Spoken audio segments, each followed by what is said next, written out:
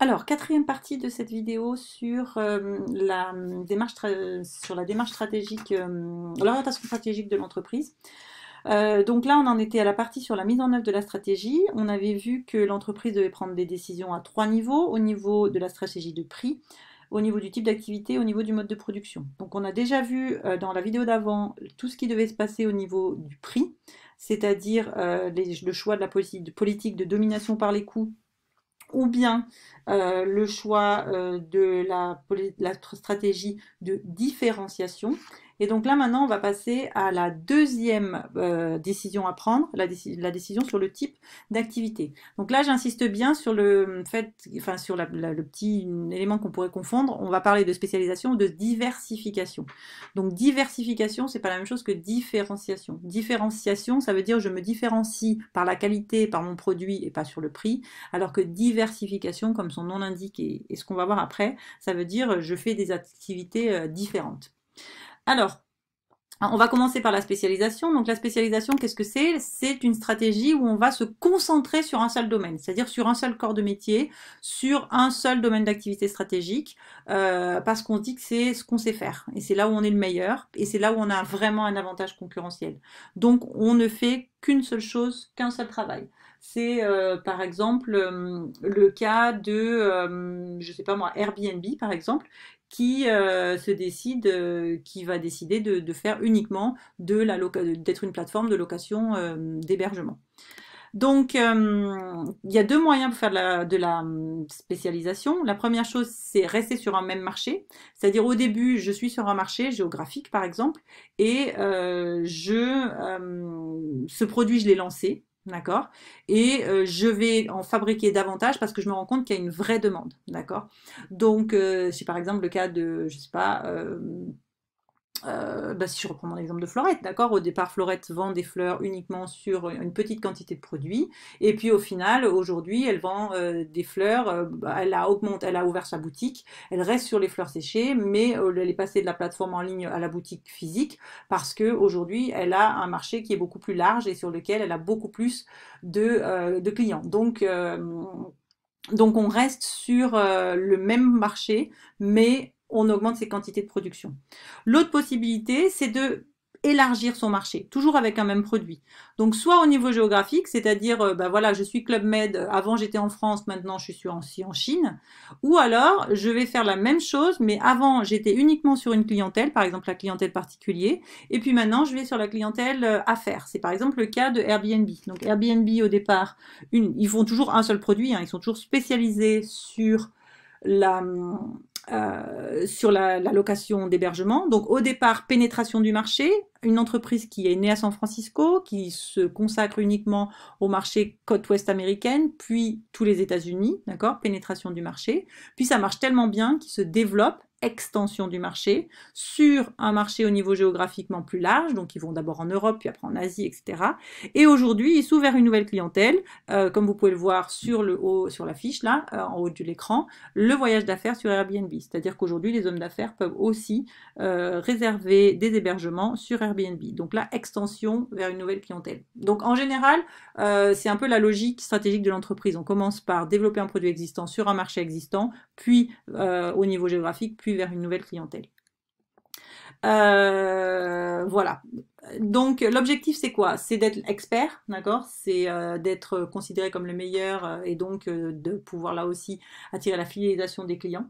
C'est d'avoir des ressources humaines qui sont tous sur un métier et donc ça va un peu dans le même sens que d'être expert. Ils sont très forts, c'est les meilleurs du domaine. De nouveau réaliser des économies d'échelle puisque je vais pouvoir acheter en grande quantité, je vais pouvoir amortir de manière plus simple mes charges fixes. Et comme je suis expert sur un domaine, je peux connaître de manière très précise les attentes de ma clientèle puisque je ne fais qu'une seule chose. C'est un peu comme si vous êtes, je sais pas moi, spécialiste du vélo de descente, d'accord? Donc vous faites que des vélos de descente, donc c'est votre travail, c'est votre métier, donc vous savez exactement ce qu'attendent les clients dans le vélo de descente. Idem si vous êtes un tour opérateur spécialisé, je sais pas, sur l'Asie, donc vous connaissez, ou même sur le Japon, vous connaissez particulièrement le Japon, donc vous savez ce que les clients recherchent en général quand ils vont au Japon. Alors les limites, évidemment, c'est que vous dépendez d'un marché. Imaginez si vous êtes le spécialiste aujourd'hui ou quand vous étiez femme et que vous étiez spécialiste sur l'Afrique du Nord, bah, le jour où il y a eu les printemps arabes, c'était un peu compliqué de vous limiter juste à un seul marché. Il y a eu aussi, évidemment, si un concurrent arrive et que vous êtes spécialisé sur un produit et que le concurrent est plus fort que vous, bah forcément, vous risquez d'avoir votre chiffre d'affaires qui diminue. On avait vu quand on était allé il y a quelques années chez Somfy. Donc Somfy, ils font de la domotique, ouverture de tout ce qui est surveillance de la maison à domicile, portail, rideaux, etc. Électronique. Puis Google est arrivé sur le marché, sur toute la surveillance de la maison. Bah, c'est compliqué pour eux, alors qu'avant ils étaient leaders sur le marché. Donc quand vous êtes vraiment sur un seul marché, forcément un concurrent peut mettre à mal un peu votre supériorité. Et puis, bah, si vous êtes sur un seul marché, il faut que vous soyez le meilleur tout le temps, d'accord? Et donc ça veut dire qu'il faut que vous innoviez tout le temps. Vous ne pouvez pas vous reposer sur vos lauriers ou vous dire, bah, si ce produit ne marche pas, on en fera un autre, quoi.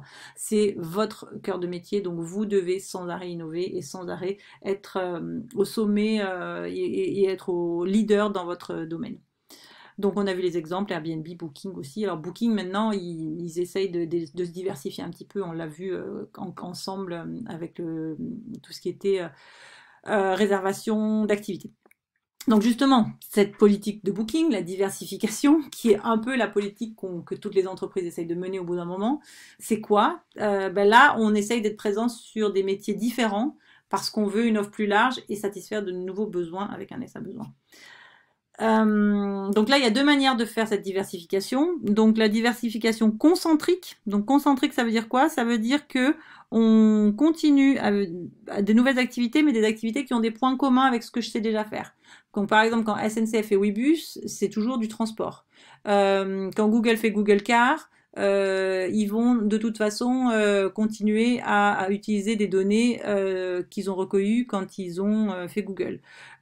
Si je reprends mon exemple de Booking, Booking c'est vendre de l'hébergement, donc pour eux, vendre finalement des activités, c'est un peu le même métier, donc c'est juste rajouter un onglet dans leur site de chercher de nouveaux clients, mais c'est quand même quelque chose qu'ils savent faire. Donc certes, ils se diversifient, mais c'est une activité qui a des points communs avec ce qu'ils savent faire. Congloméral, par contre, là, on est sur des activités qui n'ont rien à voir, d'accord? C'est-à-dire que je vais aller développer des activités qui n'ont aucun rapport avec ce que je sais faire. Donc Nestlé, par exemple, qui fait des produits alimentaires, a créé une marque qui s'appelle Galenica, où ils font des produits pharmaceutiques, d'accord? Quand L'Oréal, on l'a vu avec Alix, quand L'Oréal va acheter les termes de Saint-Gervais, bah là, ils se diversifient dans un domaine qui n'est pas le domaine de la cosmétique. Alors certes, c'est un petit peu en lien, mais c'est pas la même chose que quand ils achètent une autre marque de cosmétiques bio, par exemple, où là ils se diversifient de manière concentrique sur un autre métier, peut-être le bio. Là, c'est sur quelque chose qui n'a absolument rien à voir. Donc concentrique et congloméral. Donc plusieurs objectifs. D'abord répartir les risques sur plusieurs DAS, domaines d'activité stratégique. Donc on va pas mettre tous ces deux dans le même panier finalement. On essaye de s'orienter vers des métiers porteurs. Si je suis Nestlé aujourd'hui, je me dis peut-être que tout ce qui est produits de grande conso, produits alimentaires avec des OGM, etc., ça va plus être trop la mode et que la santé, il y a peut-être un avenir un petit peu plus porteur dans ce domaine-là. Gestion des synergies, c'est-à-dire qu'il y a déjà des choses que je sais faire. Par exemple, si je suis Booking ou la SNCF, par exemple, j'ai déjà un site internet, j'ai déjà un certain savoir-faire dans un domaine, et ben pourquoi pas l'appliquer à d'autres choses pour aller encore plus vite pour me développer, d'accord? Développer un onglet sur les activités chez Booking, ça peut être très compliqué, ils savaient déjà faire finalement. Donc c'est ce qu'on va appeler les synergies. Par contre, évidemment, des limites. Donc les limites, c'est que ça coûte cher parce qu'il faut que je sois partout et il faut que j'ai des experts un petit peu partout aussi. Donc ça, c'est pas forcément évident Enfin voilà, il faut que je mette des ressources financières sur plusieurs domaines. Et ensuite, j'ai aussi la nécessité d'avoir des compétences technologiques et des compétences humaines que j'ai pas toujours dans mon entreprise.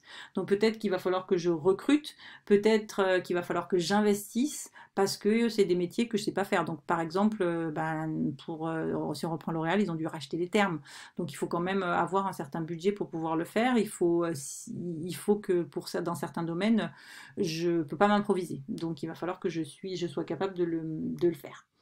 Voilà, donc c'est tout pour cette partie-là sur la spécialisation au niveau de l'activité. Donc soit je me spécialise, soit je me diversifie. Spécialise sur un seul domaine où je deviens leader, ou je me diversifie dans différents métiers. Je perds un peu de mon leadership, mais je diminue les risques. Voilà.